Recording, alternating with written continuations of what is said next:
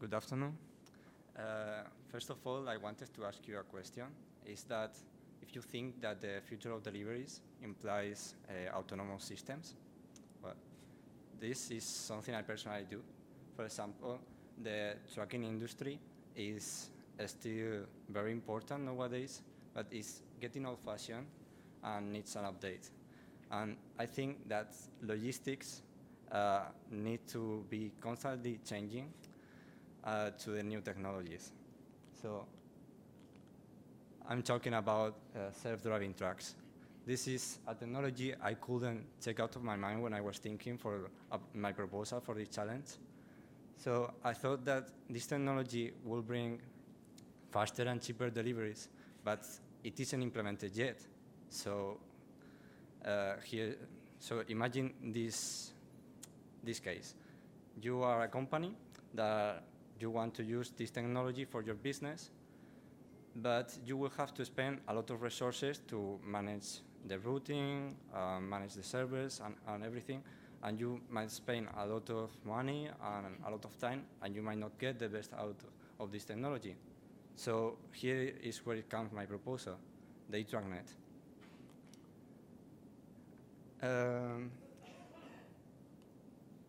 So here's what I wanted to say, that if you spend too much resources and you only do it for yourself, you might not get what you really are looking for.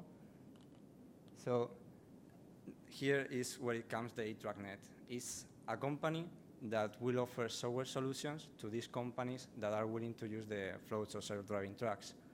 So what the e-trucknet does is recovering information about the companies, like the information about the deliveries, the size and destination, or the conditions of the roads, for example, the weather conditions, the traffic, and also the truck's information, the size and capabilities of each truck. And all this information will be uploaded to the e-trucknet cloud, will be processed, and in this way we could compute the best routing, and also we could optimize them with all this information. Now imagine this situation. You want to buy something, for example, a mobile phone. You thought about a model, you go to the shop and ask for it, but no, there is no stock in that shop. The model you wanted got very popular, and you now will have to wait a week or two until you get your phone. So this is something you could solve with the e-trucknet, because information about the stock in the warehouses, also the shopping tendencies, could be uploaded to the e-trucknet cloud and also taken into account for the routing computing.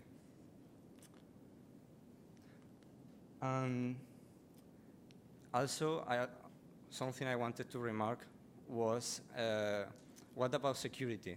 Because at the end, this company will handle a lot of information, and privacy issues might be taken into account. So I wanted to say that the e-trucknet wouldn't use this information for other purposes rather than offering their services. Also, encryption could be used for these purposes, and security measures, for example, for cyber attacks, or if something goes wrong, the trucks could reject these commands, so everything will be as secure as possible. And what's the main point of the e-trucknet is that we offer easier management of the self-driving trucks.